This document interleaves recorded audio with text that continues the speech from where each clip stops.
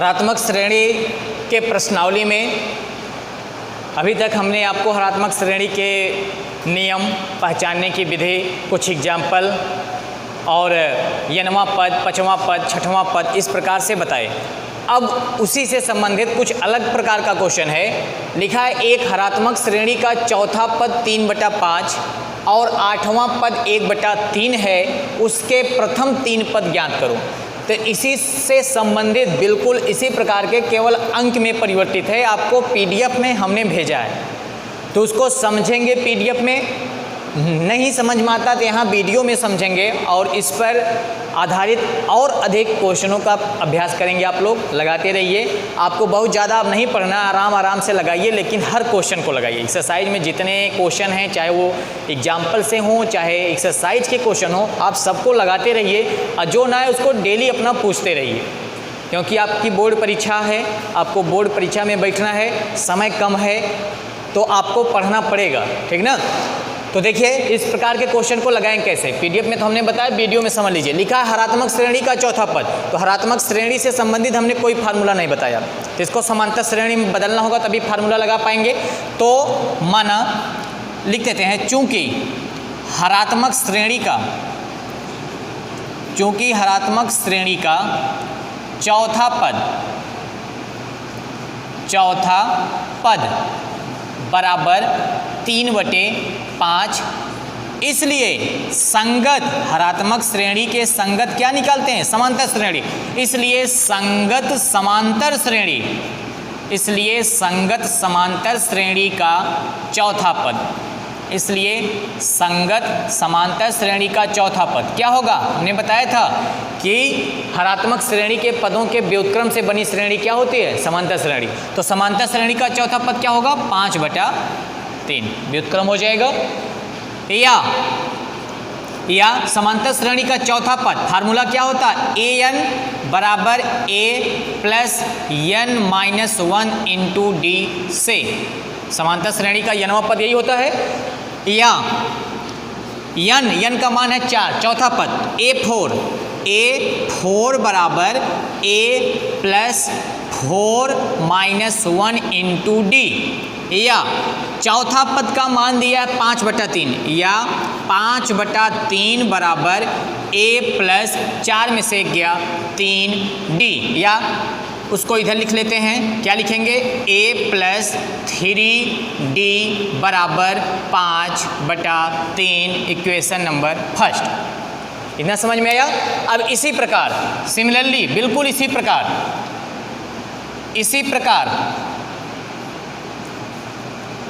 प्रकार हरात्मक श्रेणी का और कौन सा पद दिया है, हरात्मक श्रेणी का 8वां पद। इसी प्रकार हरात्मक श्रेणी का 8वां पद बराबर कितना दिया है, 8वां पद 1/3 है, 1/3। तब संगत समांतर श्रेणी का 8वां पद, तब संगत समांतर श्रेणी का 8वां पद कितना होगा, 3/1 अर्थात 3। समझ में आया। इसलिए A8 8वां के लिए क्या लिखेंगे, A8 बराबर A प्लस 1 कम होता क्या, 7D। देखिए यहाँ पर लिखा गया है ना, जितना है उससे 1 कम, तो A प्लस 7D। या A प्लस 7D बराबर A8, और A8 का मान कितना है, 3 है, 8वां पद 3 है। ये हो गया हमारा इक्वेशन नंबर 2। तो अब इस प्रकार से हमको 2 इक्वेशन मिल गए, इक्वेशन फर्स्ट और इक्वेशन सेकेंड। अब इन्हीं दोनों को हल करके हमें A और D का मान निकालना। प्रथम 3 पद तभी निकल पाएंगे जब ये A और D का मान आ जाए। तो घटा देते हैं, 2 में से 1 को घटाने पर, 2 में से 1 को हमें क्या कर देना है, घटा देना है। लेफ्ट को लेफ्ट से, राइट को राइट से। अब देखिए A से 1 कट जाएगा घटाने पर लेफ्ट में, 7D में से 3D घटाएंगे क्या आएगा, 4D। 4D बराबर 3 माइनस 5/3, 3 या 4D बराबर 3 त्रिका 9, 9 में से 5 गया 4/3। देखिए 4 से 4 कट गया, या D बराबर 1/3। तो यहाँ कम से कम एक मान हमें प्राप्त हो गया, D का मान 1/3। अब इसी D के मान को चाहे आप 1 में रखिए चाहे 2 में, सुविधानुसार। तो यहाँ बटे है, चलिए हम 1 में ही रख देते हैं, या 1 में रखिए चाहे 2 में रखिए, किसी में रख देते हैं, 1 में ही रख देते हैं। देखिए इधर समीकरण 1 में D का, समीकरण 1 में D का मान, समीकरण 1 में D का मान रखने पर, समीकरण 1 में D का मान रखने पर, तो एक है आपका a + 3D, a + 3 और D का मान तो पता है, तो D का मान रख दीजिए 1/3। 1/3 बराबर में कितना, बराबर है 5/3। 5/3।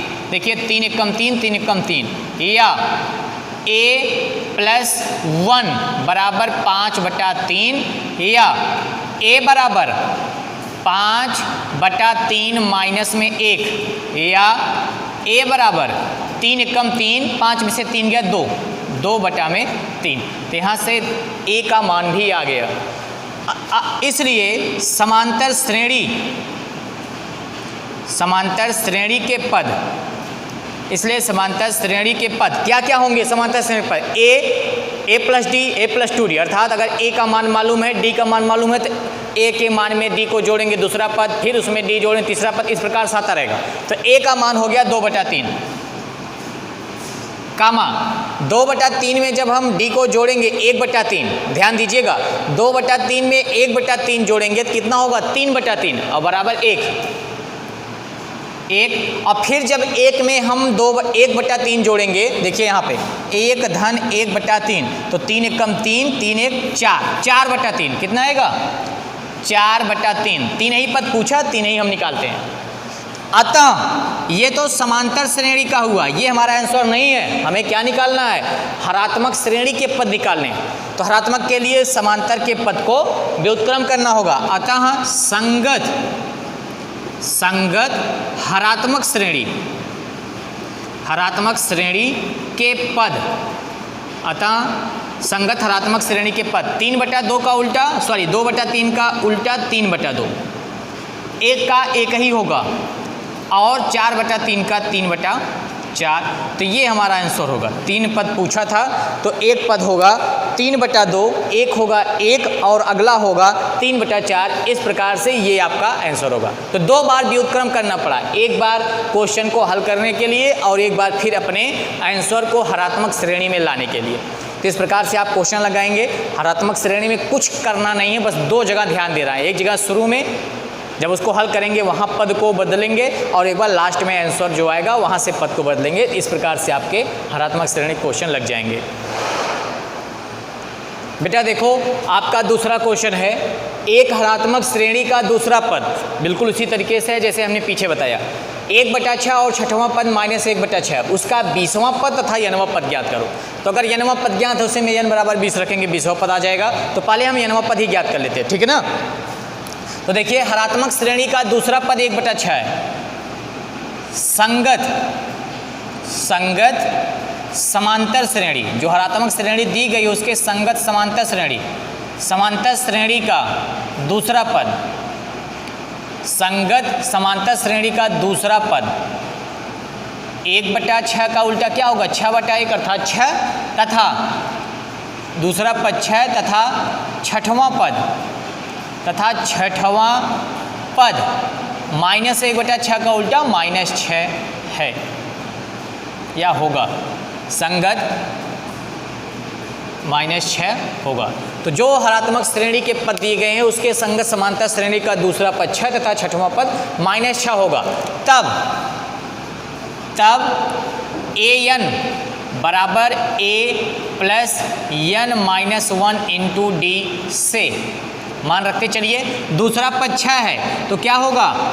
दिस इम्प्लाइड दैट a2 दूसरा पद बराबर ए प्लस, देखिए 2 में से एक गया एक D, A plus D. This implied date, इसको पहले लिख लीजिए, ए प्लस डी बराबर ए टू माने दूसरा पद है 6, आपका इक्वेशन नंबर फर्स्ट। तथा अब दूसरे शर्त पे चलते हैं, छठवां पद, तो ए6 बराबर ए प्लस 1 कम 5d, एक घट जाता है ना, दिस इम्प्लाइड डेट, इसको पहले लिख लीजिए, ए प्लस 5d बराबर ए6 का मान है -6, इक्वेशन नंबर 2। फिर सॉल्व कर लीजिए, चलिए 2 माइनस 1, 2 में से 1 को, ध्यान दीजिएगा, 2 में से 1 को घटाने पर, 2 में से 1 को हम घटाएंगे, तो जब 2 में से 1 को घटाएंगे, ए से 1 कट जाएगा, 5d में से 1d गया 4d बराबर 2 का राइट हैंड साइड -6 में से फिर -6 घटाएंगे, -12, माइनस कितना, 6 12। दिस इम्प्लाइड डेट d बराबर 4 तिहाई 12 -3, तो d का मान आ गया -3। अब इसी d के मान को किसी एक में रख दीजिए, चलिए एक में रख देते हैं, समीकरण 1 से एक में मान रखिए d का, तो a प्लस d का मान है -3 बराबर 6। दिस इम्प्लाइड डेट a बराबर इधर 6 है, ये -3 उधर जाएगा प्लस होगा, तो 6 + 3 अर्थात 9। दिस इम्प्लाइड डेट a बराबर कितना आ गया, 9, तो a का मान आ गया 9 और d का मान आ गया -3। अतः